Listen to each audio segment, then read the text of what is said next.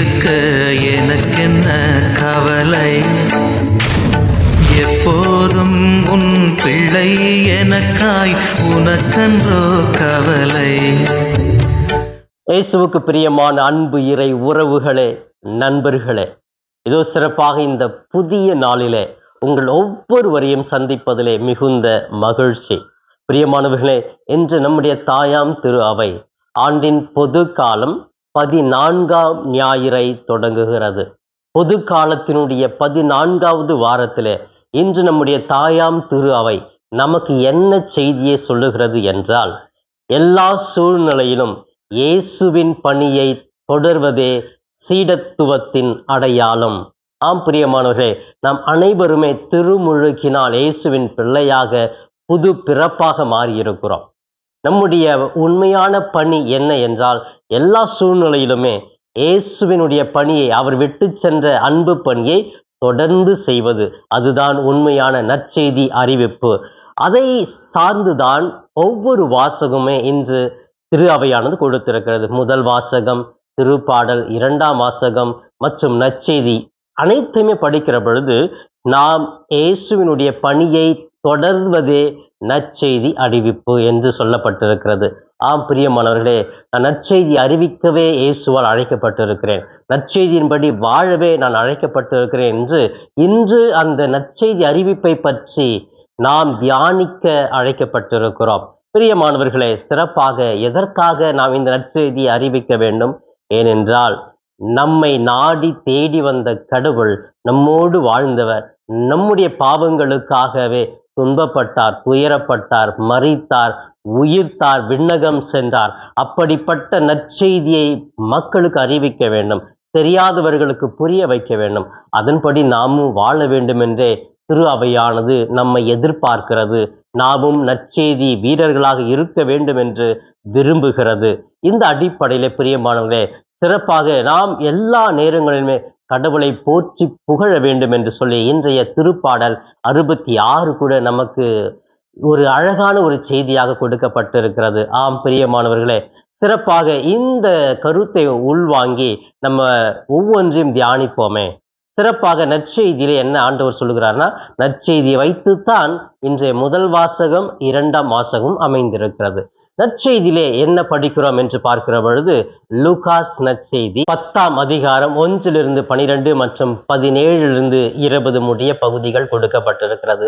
பிரியமானவர்களே, இந்த பகுதியை வாசிக்கிற பொழுது நாம் என்ன செய்தியை உள்வாங்கிக் கொள்ளலாம் என்றால், சிறப்பாக இந்த நற்செய்தியிலே இயேசு சீடர்களை இருவராக அனுப்புகிறார். நற்செய்தியை போய் அறிவியுங்கள். அறிவிக்கும் பொழுது எதெல்லாம் கொண்டு போகணும்? நிறைய மூட்டை தூக்கிட்டு போகணுமா? இல்லை, போங்க, புறப்பட்டு செல்லுங்கள். ஓநாய்களிடையே நான் ஆட்டுக்குட்டி அனுப்புவது போல உங்களை அனுப்புகிறேன். எனவே வழிப்பயணத்துக்கு கோலோ தடியோ பணப்பையோ எதுவும் எடுத்து செல்ல வேண்டாம். நீங்கள் வழியில் யாருக்கும் வணக்கம் செலுத்த வேண்டாம். போங்க, யாரெல்லாம் உங்களை ஏற்றுக்கொள்ளுகிறார்களோ அங்கு சென்று தங்கி நற்செய்தி அறிவியுங்கள். உங்களை ஏற்றுக்கொள்ளாத இடத்துல நீங்க அங்கிருந்து வெளியே வாங்க. அங்க வரும் பொழுது உங்க காலில் தூசி இருந்தா அதை அங்கேயே தட்டிட்டு வாங்க அப்படின்னு அழகா சொல்லுகிறார். 2வது பகுதியில என்ன, அனைத்து சீடர்களுமே போறாங்க. போய் நற்செய்தி அறிவித்துட்டு வந்து வியப்பன சொல்றாங்க, ஆண்டவரே நாங்க ரொம்ப சந்தோஷம் மகிழ்ச்சியா இருக்கிறோம். ஏன் தெரியுமா? நாங்க போனோம், நாங்க எங்களால பேய்களை எல்லாம் ஓட்ட முடிகிறது, பேய்களெல்லாம் எங்களுக்கு நடுங்குகிறது என்று அவர்கள் இயேசுவிடத்தை சொன்ன உடனே இயேசு சொல்றாரு, இந்த மண்ணுலகில் நடக்கிற இந்த அற்ப மகிழ்ச்சியை வைத்து இதுதான் நிலையான மகிழ்ச்சி என்று நினைத்து விடாதீர்கள். விண்ணகத்தில் நீங்கள் சேர்வது, அங்கு வாழ்வது, இறைவனோடு இணைந்திருப்பதுதான் உண்மையான நிரந்தர மகிழ்ச்சி, சாத்தானை ஓட்டுவது அல்ல என்று. அந்த மகிழ்ச்சி இது உண்மையான மகிழ்ச்சி அல்ல. நீங்கள் செய்கிற ஒவ்வொரு செயலும், ஒவ்வொரு நற்செய்தி அறிவிப்பும் விண்ணகத்தில் கடவுளை மகிமைப்படுத்துவதற்காகவே என்ற ஒரு செய்தியை இயேசு சீடர்களுக்கு சொல்லி முடிக்கிறார். ஆம் பிரியமானவர்களே, நம் நற்செய்தி அறிவிப்பு எப்படி இருக்க வேண்டும், நாம் எப்படி செல்ல வேண்டும், என்ன செய்ய வேண்டும், எதற்காக மகிழ்ச்சி கொள்ள வேண்டும் என்று தெளிவாகவே இன்றைய நற்செய்தியிலே அழகாக அப்படியே புட்டு இயேசு வைப்பதை நாம் அழகாக பார்க்கிறோம். பிரியமானவர்களே, அப்ப இயேசு என்ன சொல்கிறார் இந்த நற்செய்தி மூலமாக? ஒன்று, நாம் அனைவருமே நற்செய்தி அறிவிக்கும் வீரர்களாக இருக்கணும். இது எல்லாருக்கும் கொடுக்கப்பட்ட ஒரு பொறுப்பு. இது சாமியார் இருக்கிறாங்க, சிஸ்டர் இருக்கிறாங்க, ஆயர்கள் இருக்கிறாங்க, நற்செய்தி அறிவிப்பாளர்கள் இருக்காங்க. அவங்க மட்டும்தான் நற்செய்தி அறிவிக்கிற வேலை, அவங்களுக்கு தான் கடவுள் கொடுத்திருக்கிறாரு அப்படின்னு சொல்லிட்டு மற்றவர்கள் நினைக்க கூடாது. என்னுடைய வாழ்க்கையிலே அந்த நற்செய்தி நான் வாழ வேண்டும். அதை என்னால் முடிந்த வரை நான் பிறருக்கு அறிவிக்க வேண்டும். நற்செய்தி அறிவிக்காவிடில் எனக்கு ஐயோ கேடு அப்படின்லாம் சொல்லி விவிலியத்துல படிக்கிறோம். அப்ப நற்செய்தி அறிவிப்பது என்னுடைய கடமை, எனக்கு கொடுக்கப்பட்ட ஒரு பொறுப்பு. ஏன்னா இயேசு ஒரு பணியை தொடர்ந்தாரு, அது அவரோடு வாழ்க்கை முடியவில்லை, அதை நான் அவர் மூலமாக தொடங்க வேண்டும். ஒவ்வொருவருமே கடவுளுடைய சாயலாக இருக்கிறோம். அப்ப அந்த நற்செய்தி அறிவிப்பது ஒவ்வொருவருக்கும் கொடுக்கப்பட்ட ஒரு பொறுப்பாக இருப்பதை உணர்ந்து செயல்பட வேண்டும். இரண்டாவதாக, இந்த நற்செய்தியை அறிவிப்பதிலே நாம் 3 விதமான நிகழ்வுகளை காணக்கூடும். ஒன்று, அழைக்கப்படுகிறோம். இரண்டாவது, சில நேரங்களிலே ஏற்றுக்கொள்ளப்படுகிறோம். மூன்றாவது, நிராகரிக்கப்படுகிறோம். இந்த நற்செய்தி அறிவிப்புல என்னது, ஒரு அழைப்பு கொடுக்குறாங்க. ஒரு இடத்துக்கு போறோம் அப்படின்னு சொன்னா அது ஒரு அழைப்பு. நான் நற்செய்திக்கு போறேன், அது இயேசு என்னை அழைக்கிறார். அந்த அழைப்பு இறைவனிடத்திலிருந்து தான் வருகிறது என்று புரிந்து கொள்ள வேண்டும்.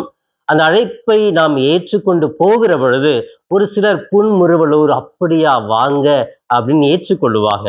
நமக்கு மரியாதை இருக்கும். நாம் பேசுவதை, நாம் இயேசுவை பற்றி சொல்லுகிற அறிக்கை இடுகிற எல்லாவற்றையுமே அமைதியோடு அன்போடு ஏற்றுக்கொள்வார்கள். அப்ப ஏற்றுக்கொள்ளுதல் அங்கு இருக்கும்.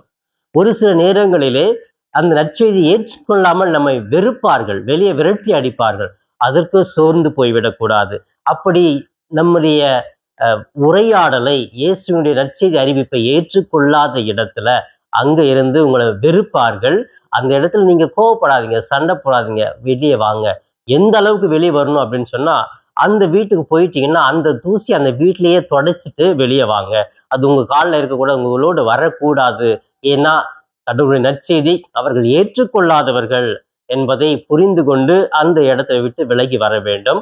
நாம் மன உளைச்சலுக்குள் ஆளாக கூடாது. எனவே இந்த இரண்டாவது கருத்திலே அழைப்பு உண்டு. அந்த அழைப்பிலே சிலர் நம்மை வரவேற்பார்கள், சிலர் எதிரிகளாகவே நம்மை எதிர்ப்பார்கள் என்பதை புரிந்து கொள்ள வேண்டும்.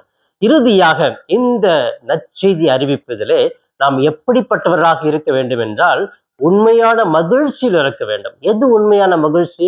ஐயோ எங்களால் பேய் ஓட்ட முடியுது, எங்களால் ஜெபிச்சு வியாதியை குணப்படுத்த முடியுது, நாங்க நற்செய்தி அறிவிக்கும் போது எல்லாமே மனம் மாறினார்கள், இதை பத்தி நான் மகிழ்ச்சி அடையணுமா? இல்லை. இதனால் விண்ணகம் மகிழ்வுறும். நாம் செய்கிற நல்ல செயல்களால் விண்ணகத்தில் மகிழ்ச்சி, விண்ணகத்தில் நாம் நிலையான வாழ்வை அடைவதற்கு ஒரு பெரிய மகிழ்ச்சி அதை நம்ம சேர்த்துக்கிட்டே இருக்கிறோம் என்று சொல்லி இன்றைய நற்செய்தி அழகாக தெளிவாகவே கூறுகிறது. ஆம் பிரியமானவர்களே, இந்த அழைக்கப்பட்டவர்களுடைய பணி எப்படிப்பட்டதாக இருக்க வேண்டும்? அழைக்கப்பட்டவர்களோ பலர், தேர்ந்தெடுக்கப்பட்டவர்களோ சிலர் தான். எனவே அறுவடை மிகுதியாக இருக்கிறது. அறுவடையினுடைய ஆண்டவரிடத்திலே அறுவடைக்கு ஆளை தேடுங்கள்.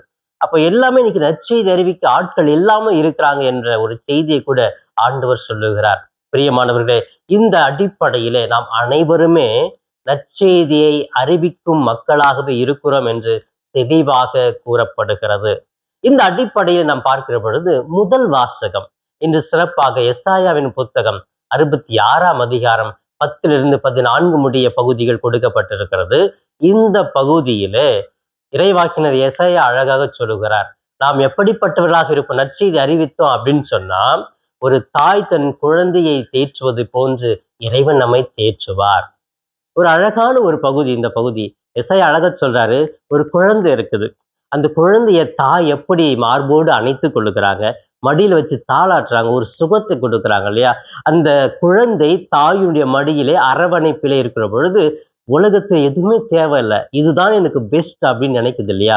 அந்த ஒரு பெஸ்ட் தான் இயேசு நமக்கு நற்செய்தி அறிவிக்கும் பணியை செய்கிற பொழுது கொடுப்பார். நம்மை தாங்கிக் கொள்வார், அவர் மார்போடு நம்மை அணைத்துக் கொள்வார், நமக்கு தேவையான அனைத்தையுமே கொடுப்பார் என்று எசாயா இறைவாக்கினர் முன்வைக்கிற செய்தி ஒரு ஆறுதல் செய்தியாகவே நற்செய்தி அறிவிப்பாளர்களுக்கு இருக்கிறது. ஆம் பிரியமானவர்களே, இதை தொடர்ந்துதான் தூய பவுல் கூட கலாத்தியருக்கு எழுதிய திருமுகத்திலே அழகாக சொல்லுகிறார். பிரியமானவர்களே, நான் இயேசுவினுடைய சிலுவையை சுமக்கவே அழைக்கப்பட்டிருக்கிறேன். என்னுடைய உடம்பிலே இருக்கிற ஒவ்வொரு தழும்புகளுமே இயேசுவினுடைய அடிமை என்பதை நினைவுபடுத்துகிறது அப்படின்னு சொல்றார். ஏன்னா தூய பவுல் பல சிறைகளுக்கு போனார், அடி வாங்கினார், அவமானப்பட்டார். அந்த ஒவ்வொரு தழும்புகளும் என்ன சொல்லுகிறார்? நான் இயேசுவின் அடிமை என்பதற்கு என்னுடைய தழும்புகள் தான் காரணம் அப்படின்னு பெருமையா சொல்றாரு பாருங்க. அப்ப நற்செய்தி அறிவிப்பதுல எல்லாமே நமக்கு பெருமை தான் இருக்கும், பாராட்டு கிடைக்கும், நம்மளை புகழ்வாங்க, பூ மலர் மாலை கொட்டி வரவேற்பாங்கன்னா அங்க இல்ல. நம்மை வெறுப்பார்கள், நம்மை புரிந்து கொள்ளாமல் இருப்பார்கள், அவமானமாக பேசுவார்கள், நம்மளை அவதூறாக பேசுவார்கள். எல்லாத்தையுமே நான் என்ன சொல்லணும், சிலுவை சுமந்து இயேசுவின் அடிமையாக இருக்க வேண்டும். இயேசுவின் அடிமை, மனிதர்களுக்கு அடிமை அல்ல, இயேசுவுக்கு அடிமையாக இருக்க வேண்டும். ஒவ்வொரு துன்பங்கள் துயரங்களையும் அது ஒரு தழும்பாக எடுத்து இயேசுடைய பிள்ளை என்பதற்கு ஒரு சான்றாக அமைய வேண்டும் என்று சொல்லி தூய பவுல் கலாத்தியருக்கு எழுதிய திருமுகம் 6ஆம் அதிகாரம் 14-18 முடிய பகுதிகள் அழகாக சித்தரிக்கப்பட்டிருக்கிறது. அன்புக்குரியவர்களே, இதோ சிறப்பாக ஆண்டின் பொது காலம் 14ஆம் வாரம். இந்த வாரம் நாம் அனைவருமே உயிர்த்த ஆண்டவரின், விண்ணுலகம் சென்ற ஆண்டவரின் நற்கொடை இன்று வாழ்கிற இயேசுவினுடைய நற்செய்தி அறிவிக்கும் மக்களாக வாழ வேண்டும் என்ற ஒரு உயர்ந்த செய்தியை, பொறுப்பை உங்களுக்கும் எனக்கும் கொடுக்கிறது. நான் அதை பொருள் உணர்ந்து நற்செய்தி அறிவிக்கும் நற்செய்தி வீரனாக, வீராங்கனியாக வாழ முன் வருகிறேனா என்று சிந்திக்க வேண்டும். அன்புக்குரியவர்களே, சிறப்பாக இந்த ஒரு புதிய வாரத்தையே இறைவன் பாதம் சமர்ப்பித்து தொடங்குவோம். இந்த வாரம் முழுவதும் இறைவனுடைய அருளும் ஆசிரும் நம்மை வழிநடத்தும். இந்த வாரத்திலே இறைவனுடைய நல்ல பண்புகளின்படி வாழ்ந்து நாம் நல்ல மனிதர்களாக முக மலர்ச்சியோடு மகிழ்ச்சியோடு வாழ தொடங்குவோம். இதோ இப்பொழுது கண்களை மூடி இந்த வாரத்தையும் இந்த நாளையும் இறை பிரசன்னத்தோடு தொடங்க ஜெபிப்போமா? எங்களை நேசிக்கும் எங்கள் தாயும் தந்தையுமான இறைவா, எங்கள் மூவொரு தெய்வமே, இதோ சிறப்பாக ஆண்டின் பொது காலம் 14வது வாரம். இந்த வாரத்திலே நாங்கள் அனைவருமே திருமுழுக்கு பெற்ற ஒவ்வொருவருமே நற்செய்தி அறிவிப்பாளர்கள் இருக்க வேண்டும் என்ற ஒரு செய்தி சொல்லுகிறேன். நற்செய்தி அறிவிப்பது எங்களுடைய பொறுப்பாக, கடமையாக இருக்கிறது. ஆமேசுவே, எங்களுடைய வாழ்க்கையை நாங்கள் விவிலியத்தை தூக்கி கொண்டுதான் நற்செய்தி அறிவிக்க வேண்டும் என்று அல்ல, நாங்கள் நற்செய்தியை படித்து அதன்படி வாழ்வது கூட ஒரு நல்ல நற்செய்தி அறிவிப்பு என்பதை புரிந்து நல்ல மனிதர்களாக வாழ எங்களுக்கு ஆற்றல் கொடும். தெய்வமே, இந்த வாரத்தின் புதிய நாளையும் பாதம் ஒப்பு கொடுக்கிறோம். இந்த வாரத்தில் நாங்கள் எடுக்கிற ஒவ்வொரு முயற்சிகளையும் ஆசீர்வதியும், நாங்கள் செல்லுகிற பயணத்தை ஆசீர்வதியும், தூய ஆவியானவர் எங்களை வழி நடத்தட்டும். அன்பு தெய்வமே, சிறப்பாக இதோ இந்த வாரம் முழுவதும் நாங்கள் நினைக்கிற காரியங்கள், எடுக்கிற முயற்சிகள் எல்லாம் தோல்வியை சந்திக்காமல் வெற்றியை காண அருள்வீராக. அன்பு தெய்வமே, குடும்பத்திலே கணவன், மனைவி, பிள்ளைகள், உறவினர்கள், நண்பர்கள் அனைவரையுமே ஆசீர்வதியும். வேலை செய்கிற இடங்களிலே இருக்கிற நண்பர்களை ஆசீர்வதியும். அன்பு தெய்வமே, சிறப்பாக இன்று நாங்கள் மன உளைச்சலுக்குள் ஆகாமல், இன்னும் எங்களை பல்வேறு சூழ்நிலைகள் சோதிக்காமல், பல்வேறு மனிதனுடைய எதிர்ப்புகள் எங்களுடைய அணுகாமல் இருக்க நாங்கள் செபிக்கிறோம். ஆண்டவரே, ஆசீர்வதியும். பிள்ளைகளுக்கு நல்ல ஞானத்தையும் அறிவையும் உடல் ஆற்றலையும் கொடுத்திடும். ஆண்டவரே, இது இந்த ஞாயிற்றுக்கிழமை வேளையிலே கடன் நாட்களுடைய கடமைகளை அனைத்து கத்தோலிக்க திரு அவையின் மக்களும் கடைபிடிக்க கிருபை செய்வீராக.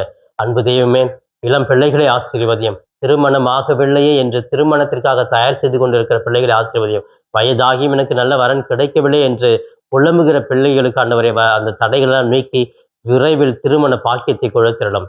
கடன் பிரச்சனை பெரிய கடனாக இருக்கிறது, எப்படி அடைக்கப் போகிறேன், இதனால் நிம்மதி இல்லை, மகிழ்ச்சி இல்லை, என்னால் சாப்பிட முடியவில்லை என்று கண் கலங்கி இருக்கிற பிள்ளைகளுக்கு கடன் பிரச்சனை விடுதலை கொடுப்பீராக. அன்பு தெய்வமே, உழைக்கிற ஒவ்வொரு உழைப்பாளிகளையும் ஆசீர்வதியும். அது விவசாயமாக இருந்தாலும், சிறு தொழில், பெரு தொழில், அரசாங்க தொழில், நிறுவனங்கள் வேலை செய்வது, வெளிநாடுகளில் வேலை செய்வது, எல்லாவரையும் ஆசீர்வதியும். உழைக்க பலனை மாற்றலையும் கொடுத்திடலும். அந்த உழைப்பின் மூலமாக அவர் குடும்பத்தை சிறப்பாக அமைத்துக் கொள்ள கிருபை செய்வீராக. இந்த நாள் முழுவதும் உமது பாதுகாப்பு கொடுத்து தொடங்குகிறோம். எங்களை ஆசீர்வதியும், வழி நடத்தும். இவை எல்லாம் எங்கள் ஆண்டவரும் மீட்பெருமான என் இயேசுவின் இணையற்ற நாமத்தில் ஜெபிக்கிறேன், என் ஜீவனுள்ள நல்ல பிதாவே. ஆமேன், ஆமேன். பிரியமானவர்களே, இந்த நாள் ஒரு இனிய நாளாக, இறை அருளை நிறைவாக பெறும் நாளாக அமைய வாழ்த்துகிறேன். உங்கள் ஒவ்வொருவருக்காகவும் என்னுடைய தனிப்பட்ட ஜெபத்திலும் என்னுடைய திருப்பலியிலும் ஜெபிக்கிறேன். இயேசுவுக்கே புகழ், மரியே வாழ்க.